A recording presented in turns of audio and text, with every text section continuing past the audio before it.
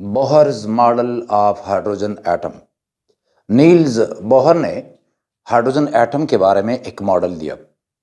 आप ये जानते हैं कि 1897 में जे थॉम्सन ने इलेक्ट्रॉन डिस्कवर किया और फिर जे थॉम्सन की इलेक्ट्रॉन की डिस्कवरी के बाद लॉर्ड रदरफोर्ड ने 1911 में 1911 में अपना जो फेमस गोल्ड फाइल एक्सपेरिमेंट था वो परफॉर्म किया और उन्होंने 1911 में एक मॉडल दिया था एटम के बारे में। उसमें बहरहाल जो ड्रॉबैक्स थी तो वो ड्रॉबैक्स जो हैं वो नील्स बोहर ने रेक्टिफाई की। ये याद रहे कि नील्स बोहर जो थे तो ये जे थॉम्सन के शागिर्द थे। नील्स बोहर ने 1913 में 1913 में हाइड्रोजन एटम के बारे में मॉडल दिया। यानी जो इंट्रोडक्शन है वो ये है कि ये मॉडल जो था तो ये नील्स बोहर ने दिया।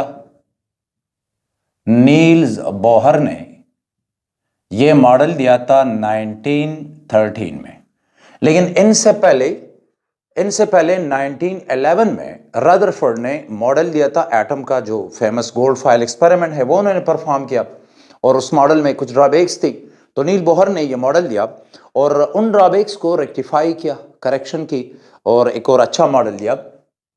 और ये जे थॉम्सन के शागिर्द थे, डायरेक्ट स्टूडेंट थे उनके। तो जो पास्टुलेट्स आती हैं उनमें यह है कि पहले जो पॉइंट था इन्होंने कहा कि ये आपके पास हाइड्रोजन एटम का ये एक मॉडल है और इसमें यहाँ पे सेंटर पे आप न्यूक्लियस देख रहे हैं तो ये इलेक्ट्रॉन है जो कि बाहर जो है ये हरकत कर रहा है। न्यूक्लियस के गिर्द गोल रास्तों पे इलेक्ट्रॉन हरकत कर रहा है और इन रास्तों को ऑर्बिट्स कहा जाता है। ये पहला पोस्टुलेट था कि इलेक्ट्रॉन हाइड्रोजन एटम में न्यूक्लियस के गिर्द गोल सर्कुलर ट्रैक पे हरकत करता है और उस सर्कुलर ट्रैक को हम ऑर्बिट कहते हैं या फिर शेल्स भी आप कहते हैं मॉडर्न दौर में। फिर हम इसको एनर्जी लेवल कहते हैं। तो जो ऑर्बिट्स का कंसेप्ट था तो वो इन्होंने दिया था। तो ये हमारे पास है हाइड्रोजन एटम का ऑर्बिट है, ऑर्बिट। यहां जो है ये इलेक्ट्रॉन है और ये जो आप सेंटर में देख रहे हैं तो ये जो है ये न्यूक्लियस है। पहला पॉइंट ये था कि इन्होंने ऑर्बिट्स का कंसेप्ट दिया था।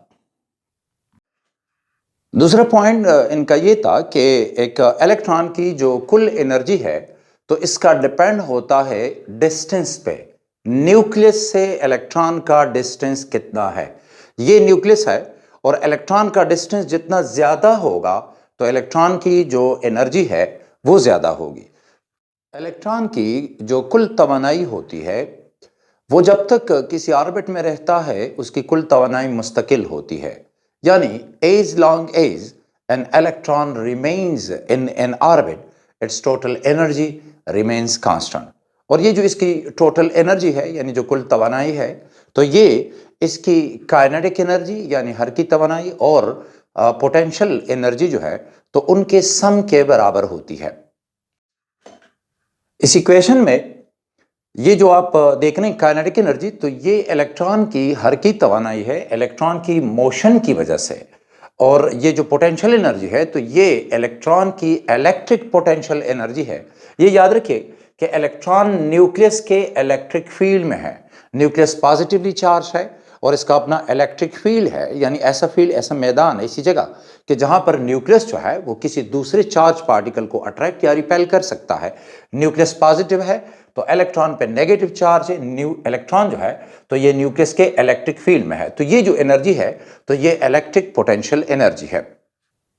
इलेक्ट्रॉन जब जब तक किसी ऑर्बिट में रहता है तो इसकी जो कुल तवानाई है वो मुस्तकिल होती है। लेकिन अगर मिसाल के तौर पे अगर एक्साइटेड हाइड्रोजन एटम है, मतलब हाइड्रोजन है और उसको हीट किया गया है तो इलेक्ट्रॉन हाई एनर्जी लेवल्स में होंगे। तो अगर एक्साइटेड हाइड्रोजन एटम है और वो ठंडा हो जाए तो इसमें जो इलेक्ट्रॉन्स होते हैं वो हाई एनर्जी लेवल से लोअर में गिर जाते हैं। याद रखिए electrons fall from high energy level to the lower energy level. तो जो लोअर एनर्जी लेवल में आएंगे तो जो एनर्जी है वो रिलीज होती है।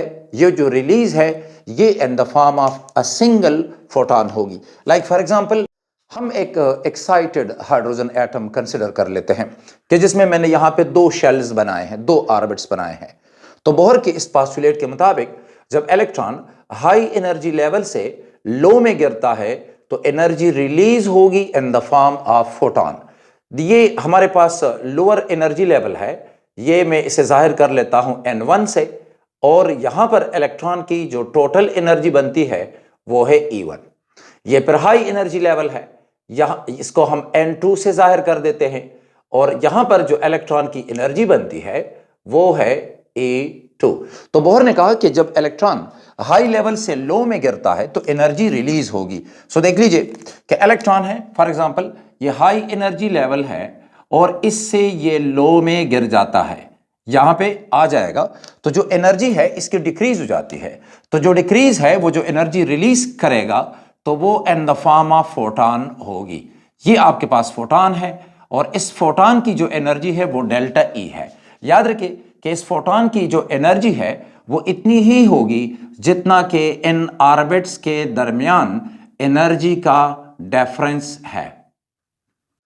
बोहर मॉडल के फिफ्थ पोस्टुलेट के मुताबिक वही ऑर्बिट्स स्टेबल होते हैं कि जिनके लिए एंगुलर मोमेंटम n मल्टीपल हो h/2 के, जहां पर n जो है तो ये एनर्जी लेवल है, यानी ऑर्बिट है, पहला ऑर्बिट है तो n की वैल्यू 1 तो पहला ऑर्बिट है, n की वैल्यू 2 तो दूसरा ऑर्बिट होगा, n की वैल्यू 3 है तो फिर ये third orbit, and so on.